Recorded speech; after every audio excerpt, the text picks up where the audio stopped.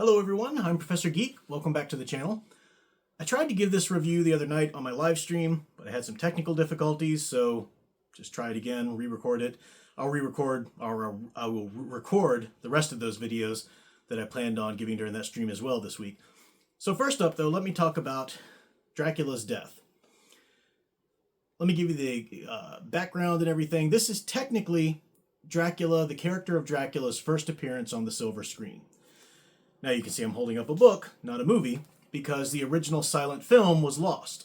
Like so many other silent films, both in Europe and the US back in the day, just a lot of number of reasons that many of them didn't survive. I think it's, you know me, I forget numbers, but it's something like 90-some%, possibly. Maybe that's not their exact quite number, but so many classic silent films just simply didn't survive. The nitrate, cellulose film, a bunch of scientific names, was susceptible to fire. If you did have a reel that you wanted to keep, it needed to be climate controlled. Of course, in Europe, they had the World Wars, but even in the US, there's so many lost films. Of course, the classic is the Todd Browning Lon Chaney, which was the first vampire, in US film.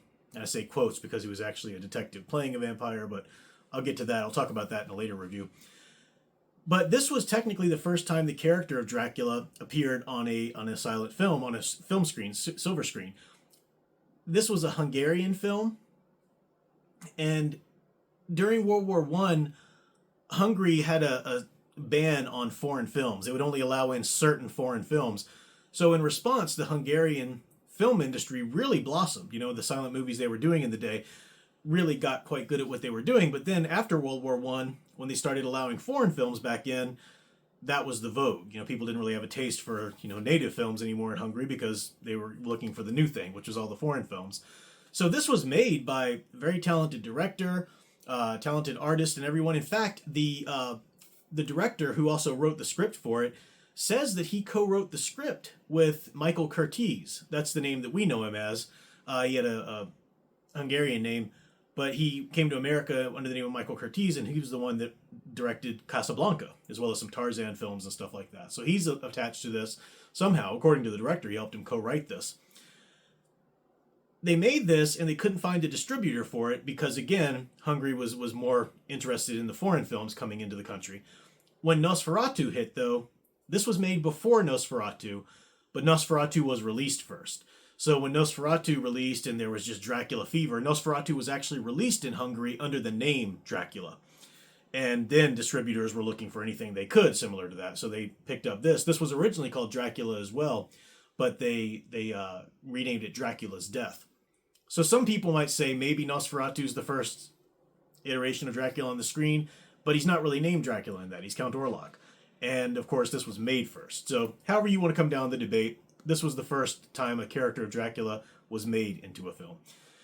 This is not an adaptation of the novel Dracula. Not in any way. It uses the name Dracula for a character who is a vampire. Clearly, they read Bram Stoker's Dracula. He's got brides and all of that. They knew what they were doing, but they told their own story with it. And I'll get into what the story's like here in a moment. But it's interesting. This movie takes a lot from The Cabinet of Dr. Caligari, or Caligari, however you want to pronounce it. If you know about that really famous silent film that's still with us, thankfully. That's where Tim Burton takes all of his aesthetic from. If you look at the Universal monster movies, you can't understand them without understanding some of German Expressionism, which comes from The Cabinet of Dr. Caligari, and a lot of those films from those days. And I say it takes from that movie because if you've watched The Cabinet of Dr. Caligari, it has an unfortunate ending for a lot of people. It sets up this great story, you're following it, it has these supernatural elements to it, but then in the end you find that, it was the ravings of this mental patient. And all these characters that he said was this and that, these are other mental patients in the hospital. Really crappy sort of, we were just kidding kind of ending. It's not even a really fool you kind of ending. You can really, if you watch Cabinet of Dr. Caligari, it's such a beautiful film. It's so amazing. And when you get to that ending, it feels like they were just kind of pressured into doing it, or they thought that people wouldn't accept the more supernatural elements, which is probably the case, because that was a big deal. It did eventually happen. Of course, Nosferatu happened itself, and you had the Golem and stuff like that. But there was, resistance to that in general, and it certainly was the case in the U.S. Any classic ghost story or whatever up until a certain point in the Dracula, the movie Dracula was the first time we actually had a true supernatural story that didn't renege on it at the end. They didn't say, oh, it was, maybe it was just a trick or something like that. No, it was the first time that was just doubled down on, which was great. So, the real important step in the history of American horror film.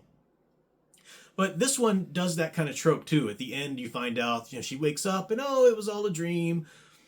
It's interesting, though. This is the novelization of the movie. Okay, so the movie doesn't survive, but we do have stills, promotional stills. We do know what the characters look like. This cover is a modern piece of art that's a adaptation of what the actor actually looked like. It's an interpretation of that. So we do have we have stills from the film. We have promotional photos that were taken, and we have a lot of articles. So it was released, a novelization came out. That's just the best way to explain it for us. It was more like a serialized narrative version of the story that hit a magazine, like a film magazine back in the day. Luckily, that survived. It got put in the library of the Hungarian government or whatever there at that time, and luckily that survived.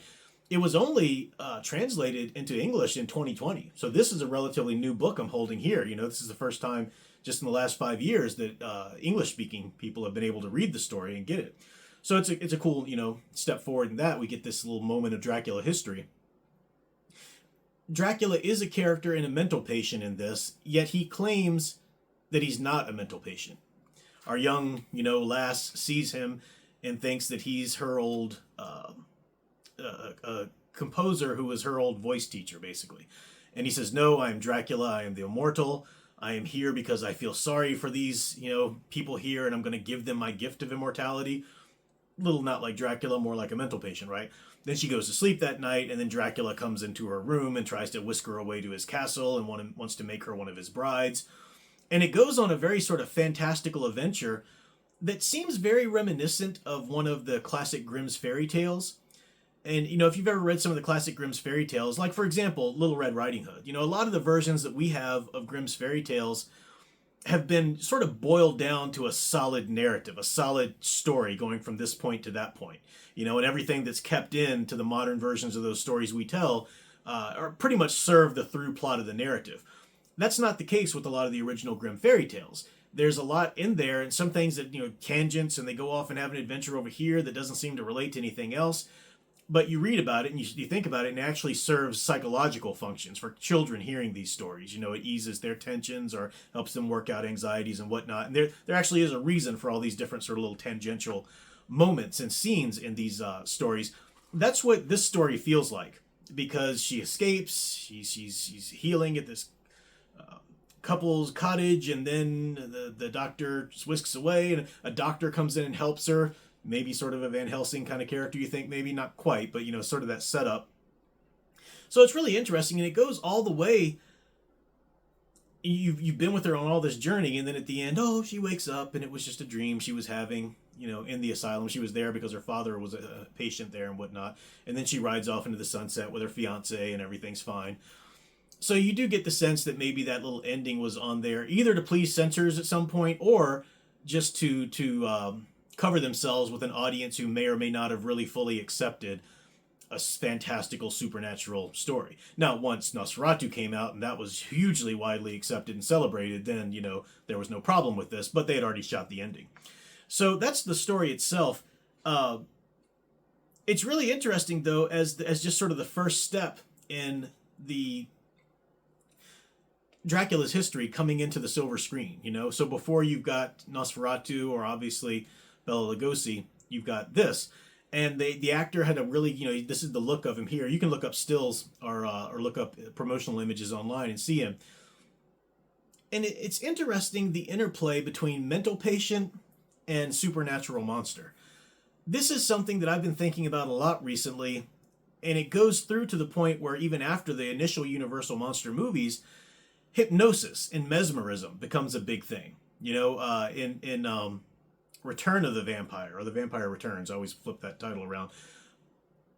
The vampire, Bela Lugosi's character, Tesla Armand, has a hypnotic power over this werewolf servant, and it's his hypnosis that makes the werewolf have this curse of the werewolf. It's interesting. I'll talk more about that when I talk about that movie. But I just wanted to give a review of this.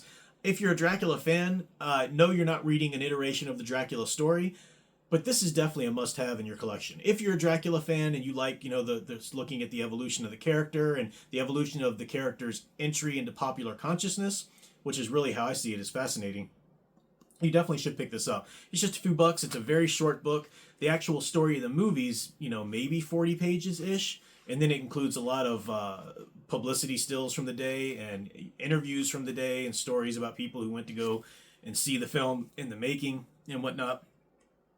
So it's good. It's Dracula's Death, the silver screen's first Dracula. I recommend checking it out, especially if you're a Dracula fan.